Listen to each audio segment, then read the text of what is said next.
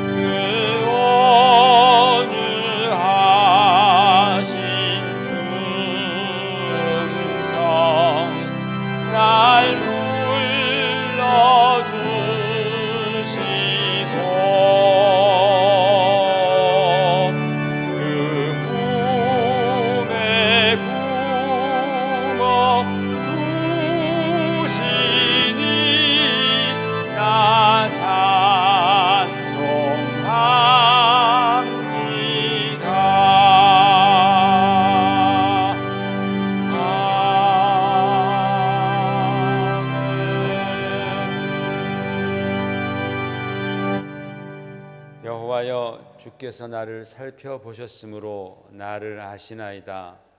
주께서 내가 앉고 일어섬을 아시고 멀리서도 나의 생각을 밝히 아시오며 나의 모든 길과 내가 눕는 것을 살펴보셨으므로 나의 모든 행위를 익히 아시오니 내 혀의 말을 알지 못하시는 것이 하나도 없으시니이다.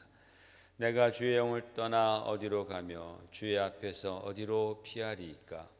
내가 하늘에 올라갈지라도 거기 계시며 수월에 내 자리를 펼치라도 내가 새벽 날개를 치며 바다 끝에 가서 거주할지라도 거기서도 주의 손이 나를 인도하시며 주의 오른손이 나를 붙드시리니 하나님이여, 나를 살피사 내 마음을 아시며 나를 시험하사 내 뜻을 아옵소서.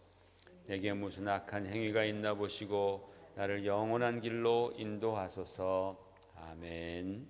자리에 앉으셔서 예배를 위해서 또 내 영혼을 위해서 함께 기도하실 때, 하나님 오늘 예배를 축복해 주시옵소서. 주님이 우리와 함께하여 주시옵소서.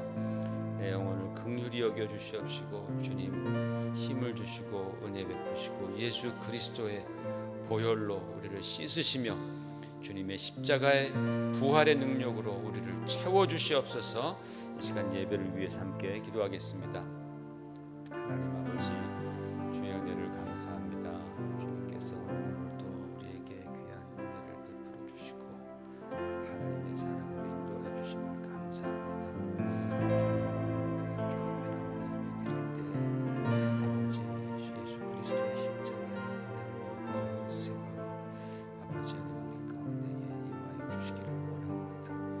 주님, 하늘 나라가 임하는 역사가 우리에게 이루어지며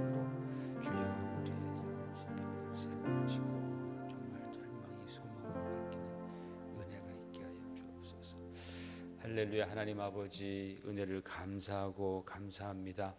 지난 한 주간 동안도 하나님의 그 능력의 장중에 우리를 붙들어 주셨다가 이렇게 주일 아침 주님 앞에 나와 또 온라인으로 예배 드릴 수 있도록 하나님께서 우리의 믿음을 지켜주시고 또 우리의 마음을 붙들어 주시고 우리의 육신도 강건하게 붙잡아 주심을 감사드립니다. 하나님 아버지, 이 어려운 시기에 우리가 주님을 바라볼 수 있도록 도와주시고 아버지 하나님, 우리가 믿음 잃지 않고 예수 그리스도 십자가의 능력 의지하며 하루하루 살 수 있음을 인하여 감사를 드립니다.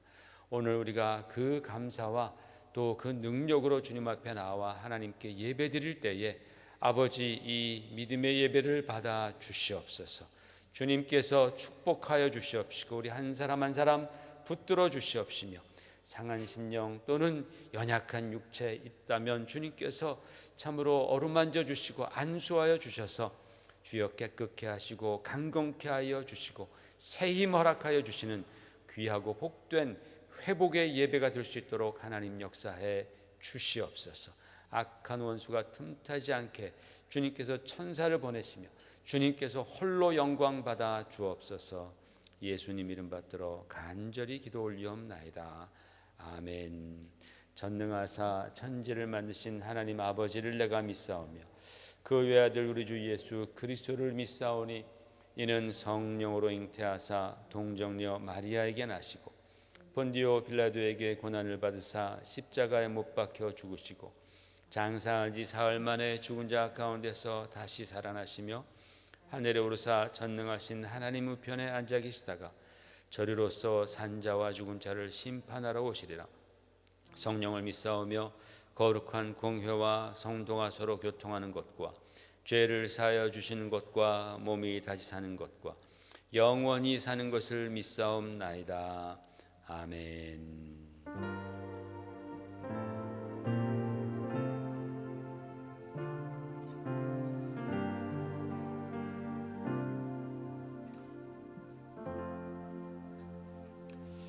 할렐루야. 오늘도 이렇게 예배 가운데 참여하시는 모든 분들께 주님의 은혜가 또 하나님의 놀라운 손길이 임하여 주시기를 간절히 기도드립니다. 우리가 예배드릴 때에 믿음으로 우리가 예배드립니다. 믿음으로 하나님께 나아갈 때에 하나님께서 우리에게 분명히 또 말씀해 주시고 또 길을 또 인도해 주시고 또 하나님의 그런 크신 사주의 은총을 허락하여 주셔서 우리를 새롭게 해주실 줄 믿습니다. 오늘 그런 역사가 우리 가운데 있으리라고 믿으면서 우리 찬양 주님을 보게 하소서 우리 찬양하시겠습니다.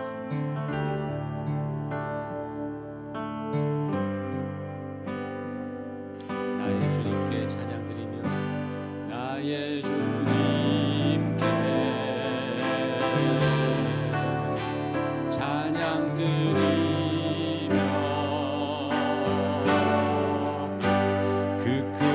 사랑 주님께 감사해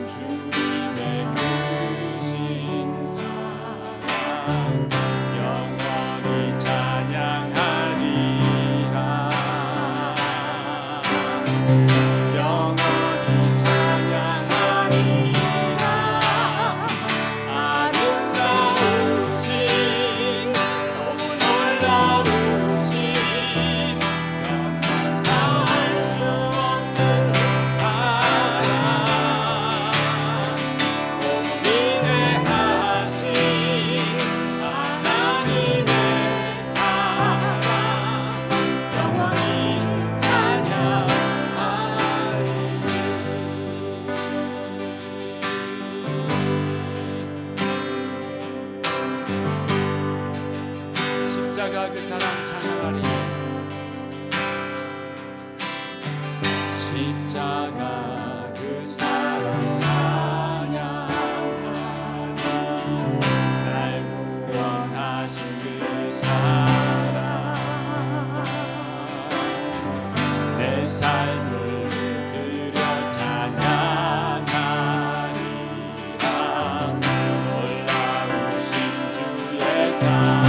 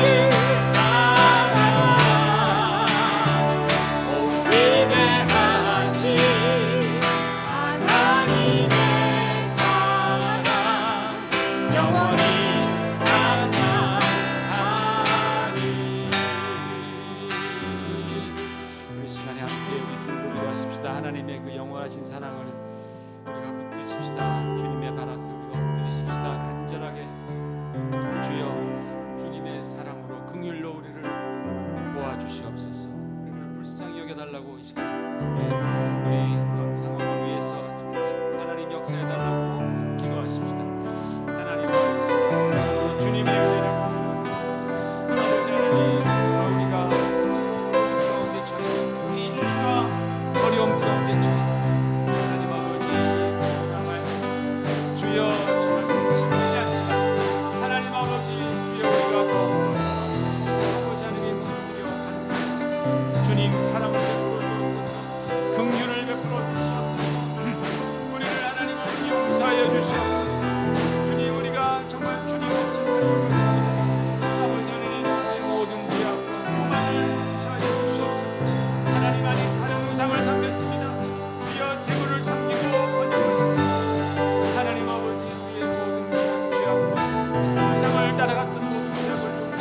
주시옵소서. 아버지 하나님 우리를 고쳐주시옵소서. 우리를 고쳐주시고 우리를 회복시켜 주시옵소서. 주여 많은 자들이 이 어려움을 통해서 주님의 살아계심을 보게 하여 주시고 주님께로 돌아가는 역사가 일어나게 하여 주시옵소서.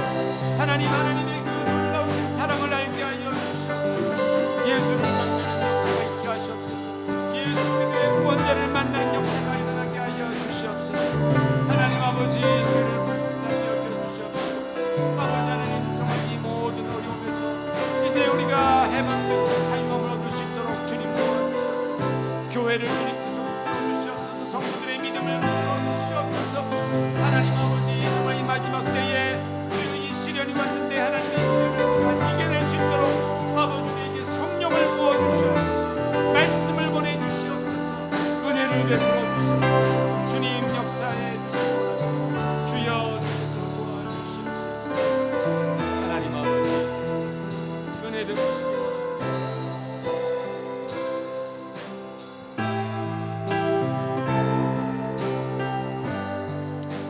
우리 이 시간에 안일영 집사님 나오셔서 우리 예배를 위해서 기도해 주시겠습니다.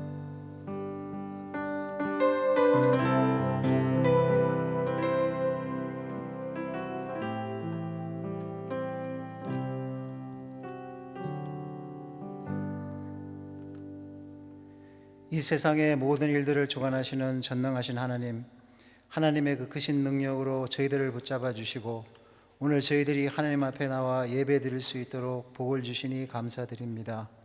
이 시간에 만물의 주관자 되신 하나님이 기뻐하시는 예배 드릴 수 있도록 저희 마음을 주관하여 주시고 우리의 소망 되시는 하나님을 다시 더 깨닫는 시간이 되게 하여 주시옵소서.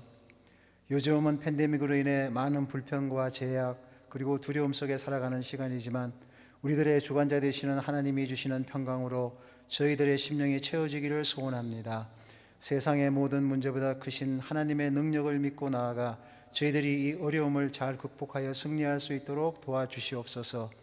이 어려운 시간들이 저희들에게 절망의 시간이 아니라 좋은 기회가 될 수 있도록 저희들에게 지혜를 주시옵소서. 영적으로 깨어 힘써서 하나님께 더 나아가는 시간 되게 하여 주시고 그동안 여러 가지 이유로 하나님께 간구하지 못했던 것들을 간절히 간구해 보는 시간 되게 하여 주시기를 원합니다. 특별히 우리 교회 모든 식구들에게 함께 하셔서 모두가 믿음에서 물러서지 않게 하시고 믿음 안에 굳건히 있어서 세상의 혼란함과 흔들림에도 요동치 않는 견고한 성도들과 교회가 되게 하여 주시옵소서. 우리 발걸음의 등불이 되시는 하나님의 능력의 말씀을 따라 나아갈 때에 저희들의 직장과 사업에 어려움이 있을지라도 피할 길을 열어주셔서 물질적으로 어려움 없이 믿음 생활 잘할 수 있도록 인도하여 주시고 하나님께서 저희에게 허락하신 분복을 누리는 기쁨이 있게 하여 주시옵소서.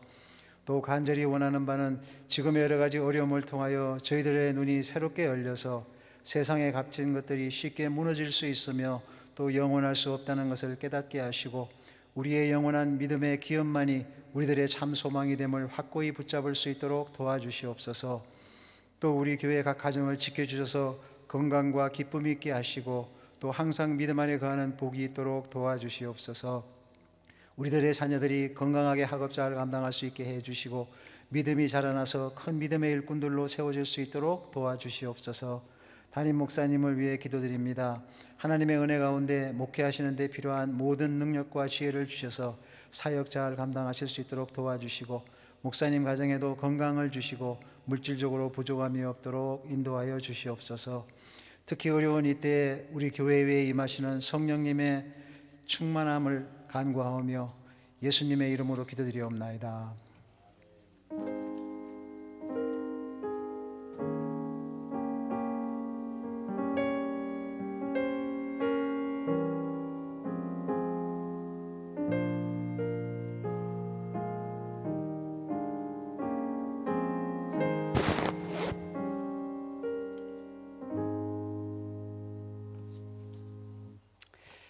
우리 교회 소식 잠깐 함께 보시겠습니다.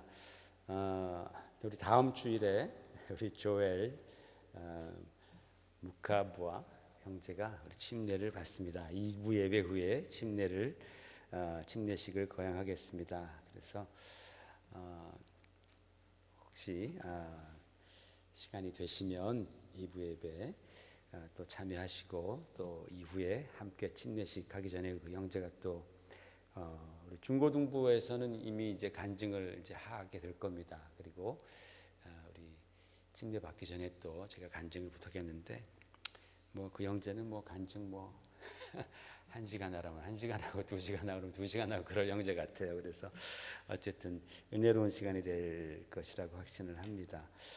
기도해 주시기를 부탁을 드립니다. 교회 현관 열쇠 장치가 바뀌었습니다. 문제가 생겨가지고 다 이제 새 곳을 바꿨는데 필요하시면 저에게 말씀해 주시면 제가 열쇠를 또 드리겠습니다.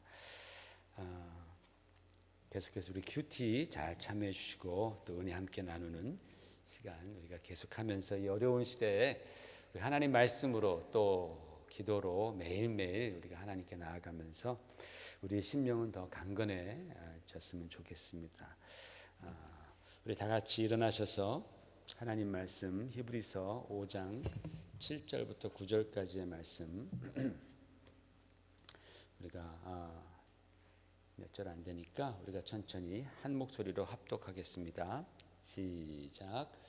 그는 육체에 계실 때에 자기를 죽음에서 능히 구원하실 이에게 심한 통곡과 눈물로 간구와 소원을 올렸고 그의 경건하심으로 말미암아 들으심을 얻었느니라.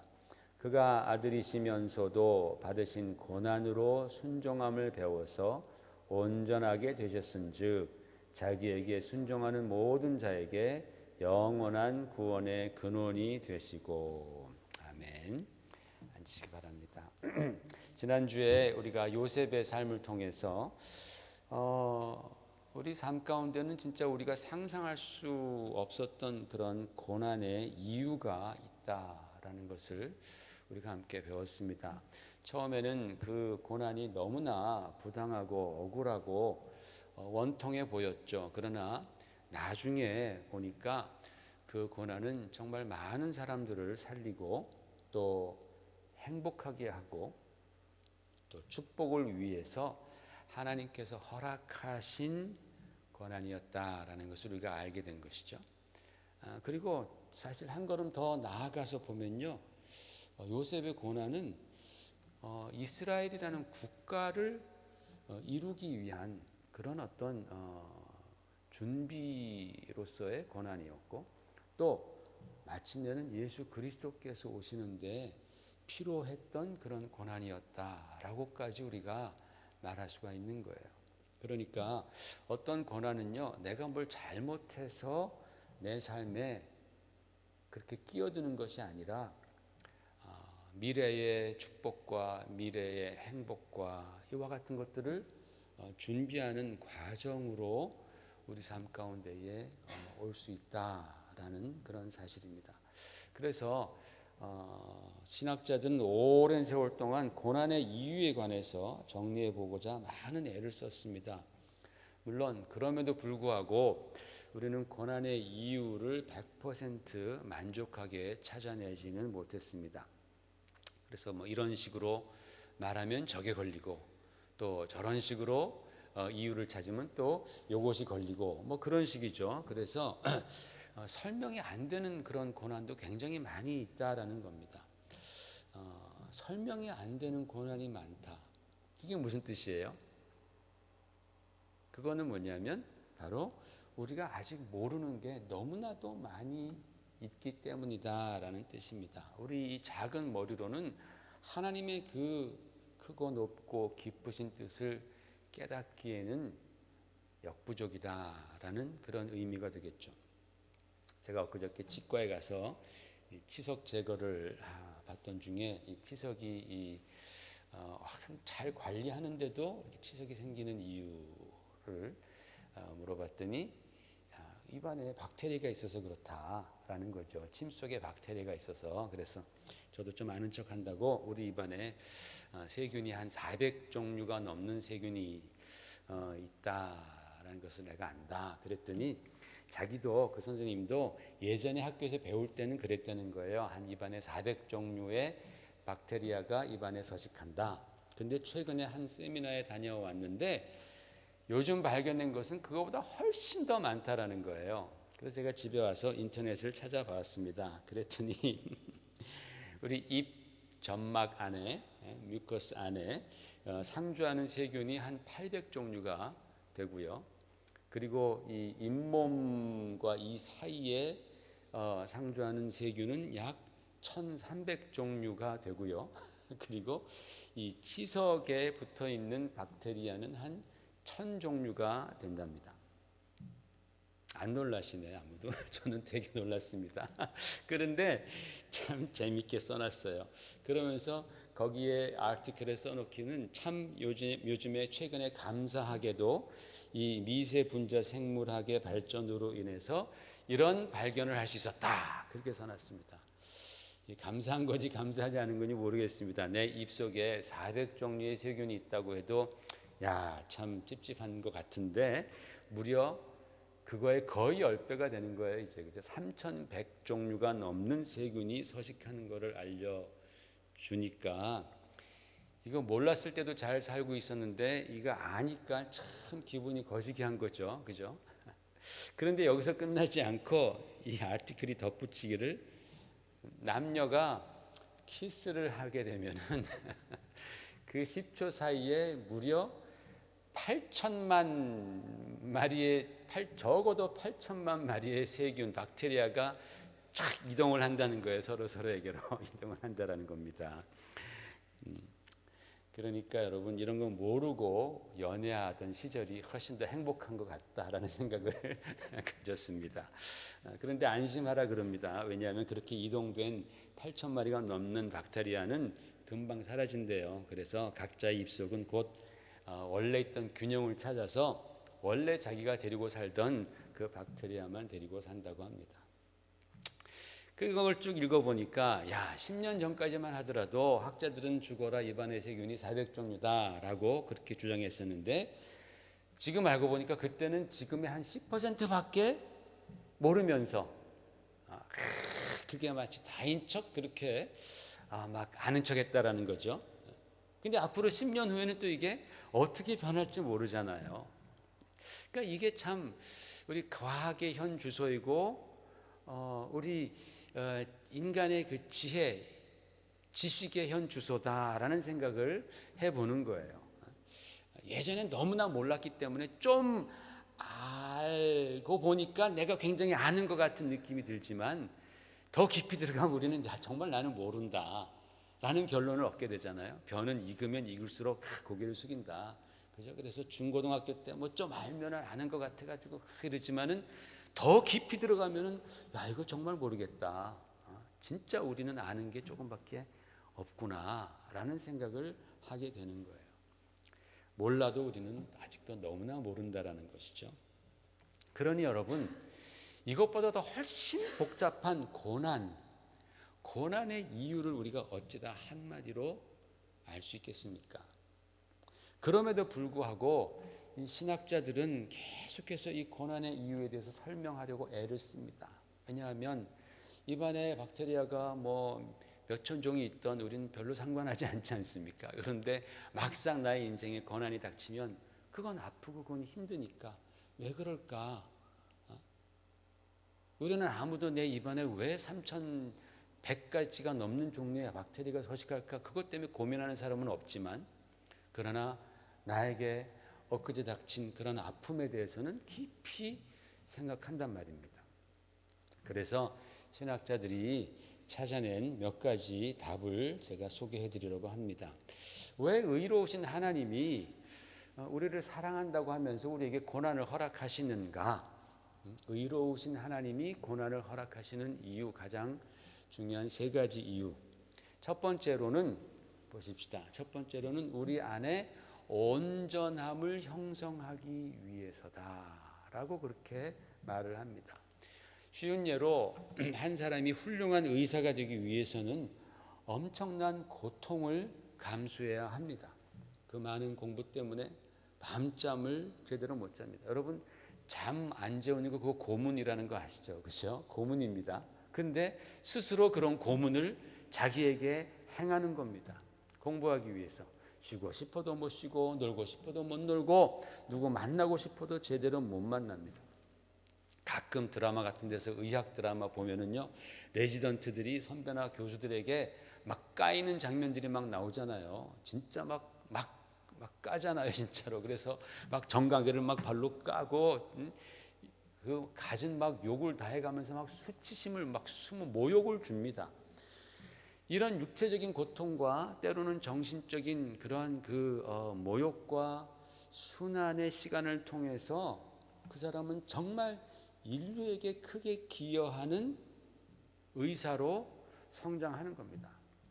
고난이라는 것이 우리를 훌륭하게 성장시켜 준다라는 것이죠. 그런 고난이 없으면 그 사람은 훌륭한 의사가 될 수 없어요. 그냥 돌팔이 의사가 됩니다. 아무도 그에게 가지 않겠죠. 우리 영혼도 마찬가지입니다. 고난이 없이는 우리가 절대로 성장할 수가 없습니다. 만약 우리가 좀 힘들어서 기도할 때 기도하는 대로 족족 그 순간 또는 그 다음 날 하나님께서 다 바로바로 들어주셔서 고난이 싹 사라지고 우리는 항상 그저 배부르고 등 따신 그러한 삶을 살게 된다면 어떻게 되겠어요? 그런 영혼은 진짜 점점 더 나태해져 갈 수밖에 없습니다. 영적인 나태함 속에서 하나님을 점점 잊어버리고 내가 편하고 내가 좋은 것이 그것이 우선이 되는 거예요. 그것이 가장 나의 신앙의 첫 번째 자리에 올라가 버리게 되는 것이죠. 그러다 보면요, 우리는 어느새 밧줄이 풀린 배처럼 항구에서 멀리 떠나 표류하게 된다라는 사실입니다. 그러나 그런 사람에게도 고난이 닥치면요, 어떠한 종류의 고난이라도, 그렇죠? 뭐 여러 가지 종류의 고난이 있겠죠. 고난이 닥치면 정신을 퍼뜩 차리게 됩니다. 그리고 우리의 신앙을 점검하게 됩니다. 하나님 믿지 않던 자들도 고난이 오면은 하나님 하나님하고 부르잖아요. 그러니 하나님 믿는 자들은 고난이 생기면 얼마나 더 정말 하나님을 바라보면서 혹시 내가 지금 뭔가 하나님 앞에 내가 정말 변화해야 될 것이 있는가 하면서 더 말씀도 읽고 더 간절히 기도도 하고 더 예배도 열심히 참여하면서 주님을 바라보게 되는 것이죠. 그러다 보면 그 고난 가운데 어느새 내 영혼은 주님 안에서 전에 경험해보지 못했던 그러한 큰 깊은 깨달음을 깨닫게 되고 또 많은 위로를 경험하게 되고 하나님의 사랑을 체험하게 됩니다. 더 좋은 크리스천이 되어 있는 것이죠. 그래서 시편 기자는 이렇게 고백했습니다. 같이 읽어보십시다. 시편 119편 67절 시작. 고난 당하기 전에는 내가 그릇 행하였더니 이제는 주의 말씀을 지키나이다. 그 다음에 71절 고난 당한 것이 내게 유익이라 이로 말미암아 내가 주의 율례들을 배우게 되었나이다. 그랬습니다. 고난이 유익했다라고 말합니다. 자기 영혼이 성장했다라는 것입니다. 두 번째로 의로우신 하나님께서 우리에게 고난을 허락하시는 이유는 자연법 때문이다. Natural law 때문이다라는 거예요. 하나님께서 이 세상을 창조하실 때에 이 세상에 세팅해 놓으신 그런 자연법이 있습니다.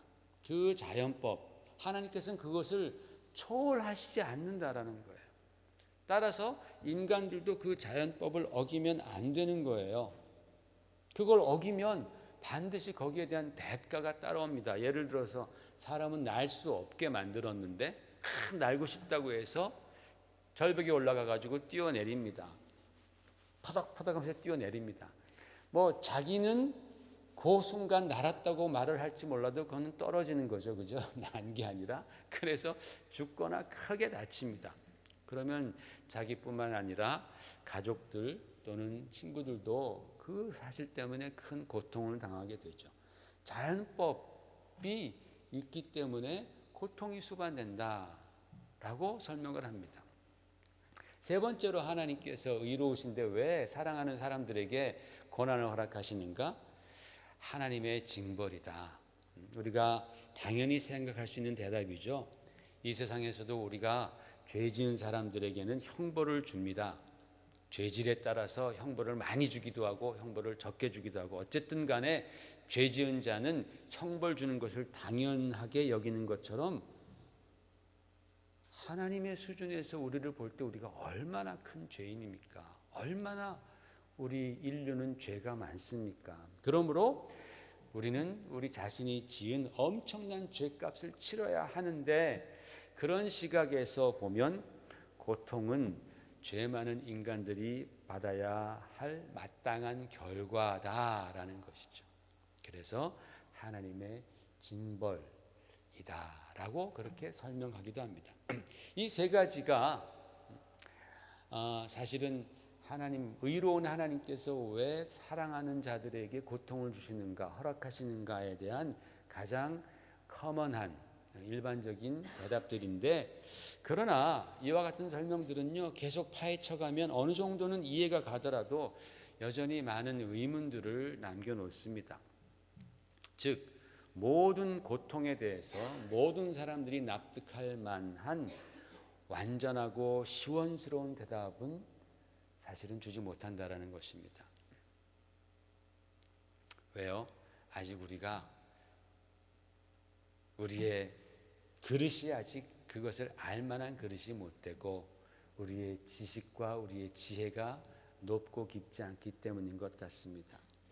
오늘 본문을 보시면요, 이렇게 말씀하고 있습니다. 8절 9절에 그가 아들이시면서도 받으신 고난으로 순종함을 배워서 온전하게 되었은즉 이라고 말씀합니다. 이 말씀은요, 우리가 예수님께서 고난으로 순종함을 배워서 온전하게 되셨다, 영혼을 온전하게 하는 이유로서의 고난을 우리가 생각할 수 있습니다. 이 말씀을 이렇게 문자적으로 가만히 보면 그가 받으신 고난으로 온전하게 되셨다라 그랬으니까, 그래서 주님께서도 이 고난을 통해서 온전하게 되셨구나, 그러니까 우리도 고난을 통해서 영적으로 온전해질 수 있겠구나라는 생각을 가질 수 있습니다. 그러나 이 본문 말씀에 관해서는 우리가 그런 식으로 생각하면 안 될 것 같습니다. 왜냐하면 그렇다면 예수님께서는 고난 받으시기 전에는 그러면 온전하지 않으셨나? 예수님께서 고난 받기 전에는 그러면 뭔가 문제가 있으셨나?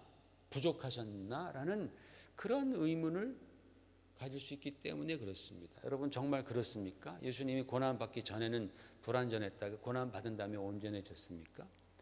예수님께서 어렸을 때는 굉장히 아주 어린애같이 온전하지 못했다가 나중에 성인이 되고 고난 받으시니까 온전해지셨습니까? 그렇지 않죠. 그렇지 않습니다. 왜냐하면 그분은 언제나 하나님의 아들이셨기 때문입니다. 예수님께서는 어제나 오늘이나 영원토록 동일하신 분이시다라고 분명히 성경은 말씀하고 계세요.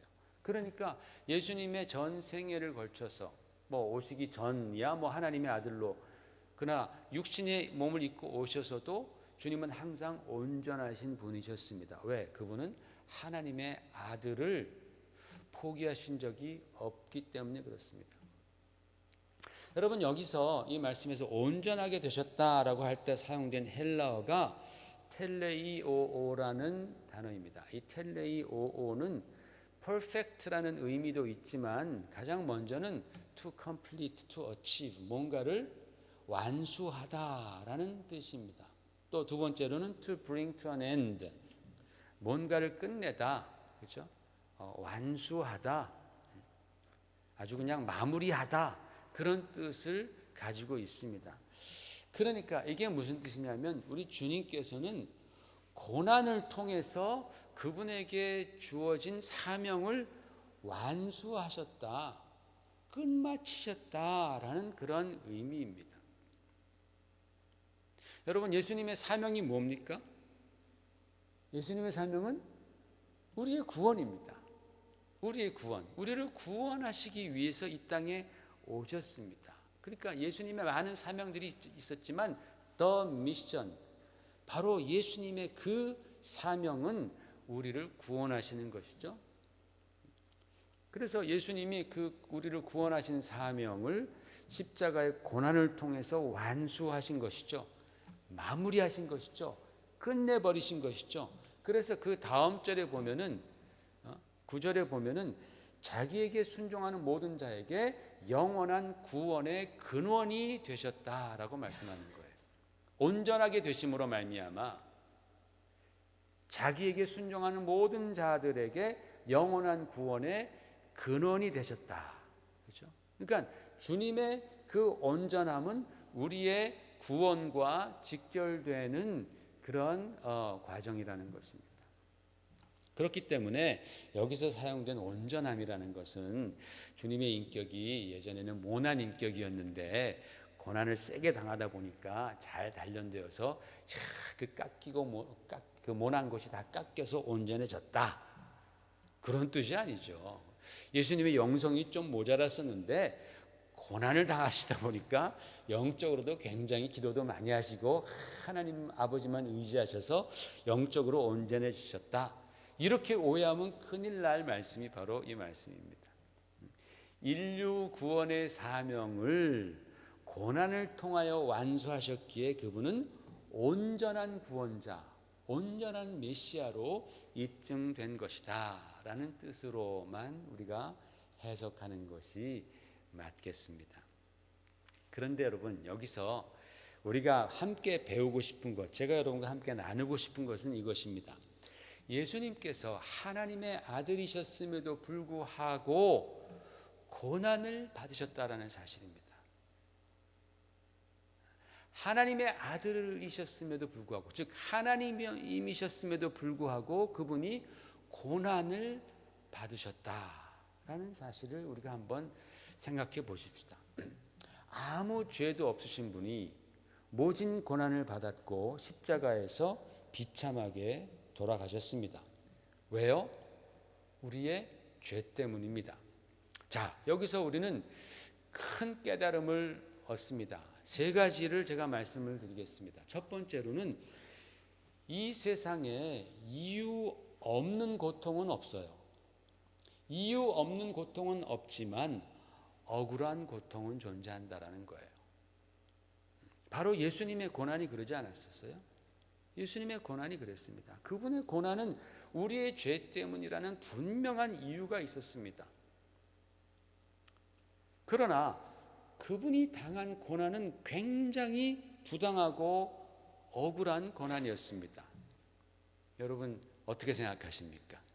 저는 그렇게 생각합니다. 예수님이 내 죄 때문에 고난 당하신 그 고난의 이유는 분명했지만 예수님 자신을 놓고 볼 때에 예수님은 굉장히 부당하고 억울한 고난을 당하셨다라는 겁니다. 그런데 여러분, 우리는 예수님의 그런 부당한 고난을 보면서, 억울한 고난을 보면서 하나님이 어디 계시냐라고 말하는 사람은 아무도 없죠. 그죠? 또 예수님의 고난이 부당하니까 하나님은 의롭지 않다. 그렇게 말하는 사람도 없습니다. 참 신기하죠. 그죠? 우리가 참 신기하지 않습니까? 그렇게 부당한 고난을 보면서도 하나님은 부당하십니다 라고 말하는 사람은 아무도 없다라는 거예요. 왜 그럴까요? 왜냐하면 그 고난을 통하여서 나 같은 죄인이 구원받을 길이 열렸기 때문에 그렇습니다. 예수님의 고난을 통해서 우리가 알 수 있는 것은 세상에 이유가 없는 고난은 없지만 그러나 억울하고 부당한 고난은 존재한다라는 겁니다. 두 번째로 알 수 있는 것은 이것입니다. 세상에 억울한 고난은 많아요. 예수님 고난 같은 억울한 고난은 많아도 무익한 고난은 하나도 없다라는 깨달음입니다. 억울한 고난, 부당한 고난은 많은데 무익한 고난은 하나도 없다. 여러분, 인간은 본성적으로 고난을 피하고 싶어 합니다. 그죠? 고난 받기 위해서 노력하는 사람 아무도 없습니다.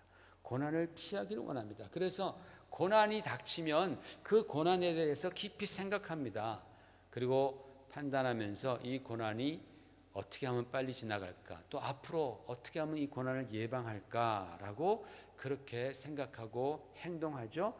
그렇게 할 때에 그 고난은 의미가 생기는 거예요. 아무리 억울하고 부당한 고난이라 할지라도 의미가 생기고 우리 인생에 유익한 일을 가져오게 됩니다.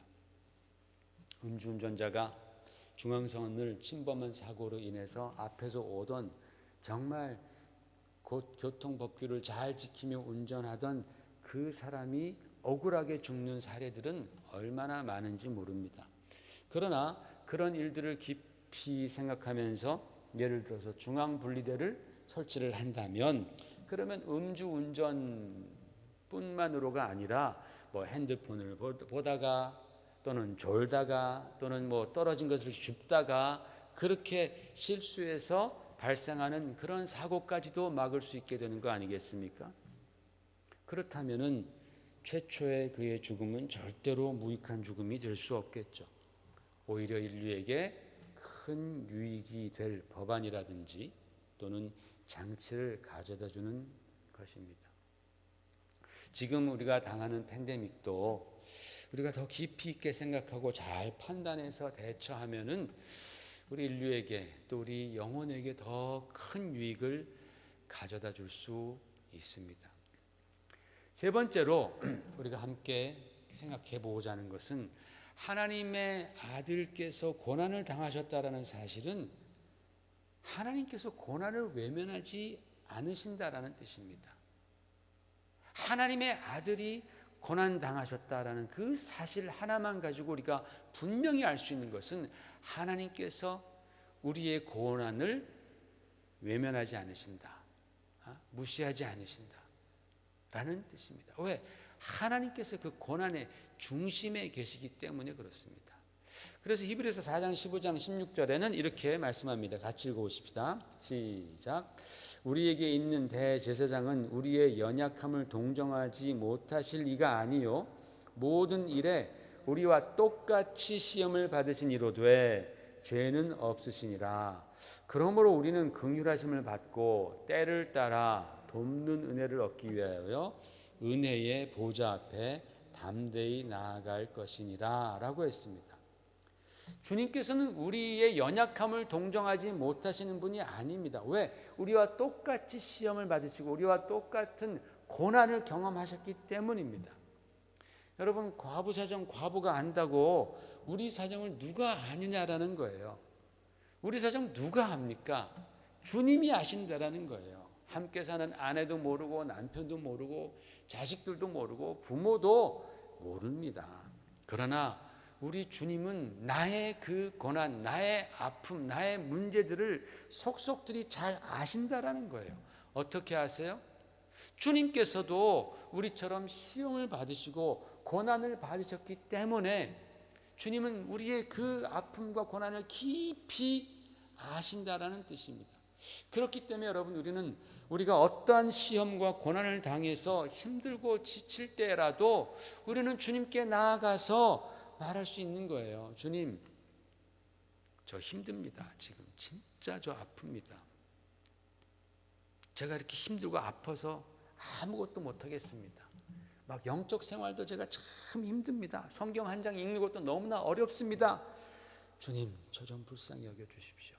내가 이러이러한 어려움이 있습니다. 이런 고난이 있습니다.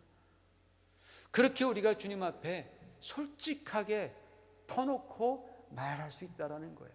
겸손하지만 그러나 담대하게 말할 수 있습니다. 왜? 주님께서도 그 아픔과 고난을 아시기 때문이라고 성경은 말씀하고 있어요.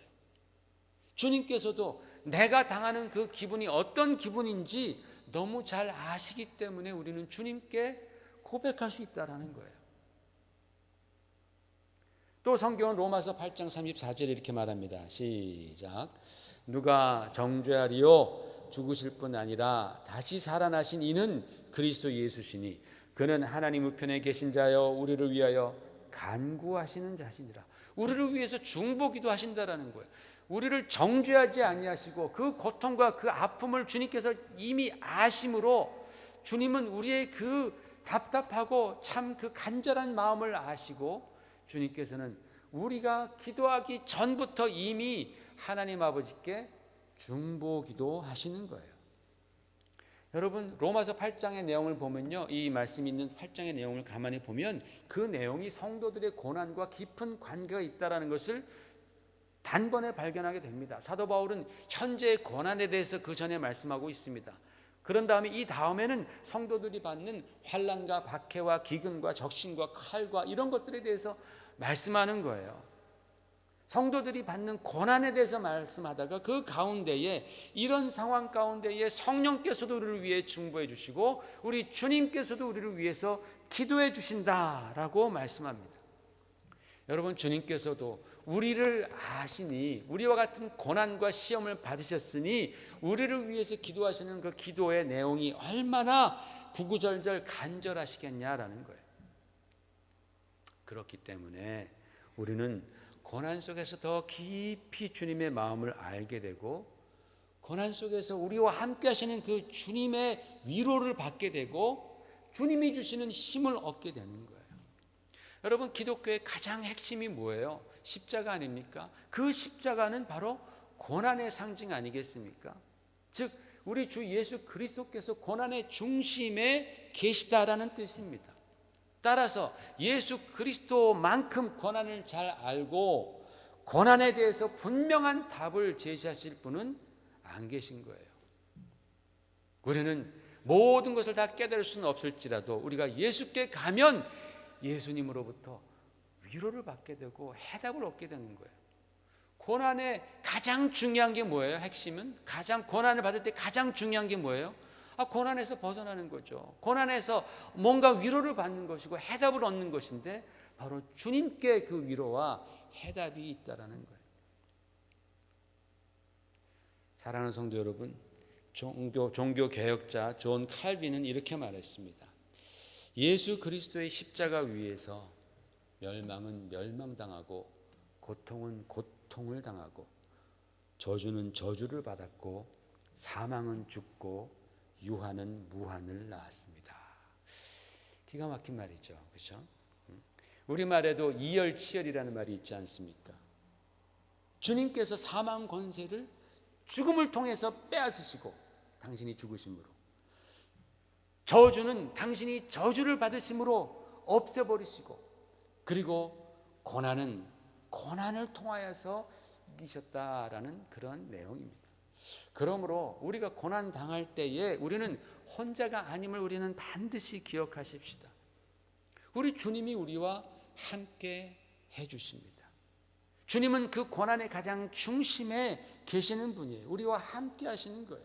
그분은 십자가의 고난을 통해서 고난 당하는 사람들의 이해자가 되셨고 또 위로자가 되셨고 그리고 구원자가 되어 주신 것입니다. 바로 그 예수 그리스도를 붙드시고 고난을 이겨내는 그리스도인 되시기를 주의 이름으로 축원을 드립니다.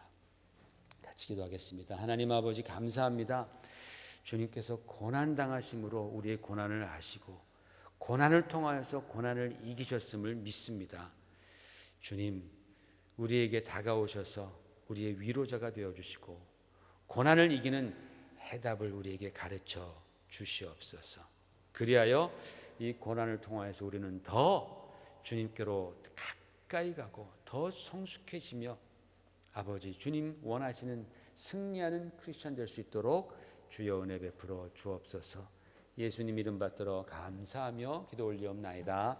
아멘. 우리 다 같이 일어나셔서 마지막 찬양 1절만 부르시고 축도하고 예배를 마치겠습니다.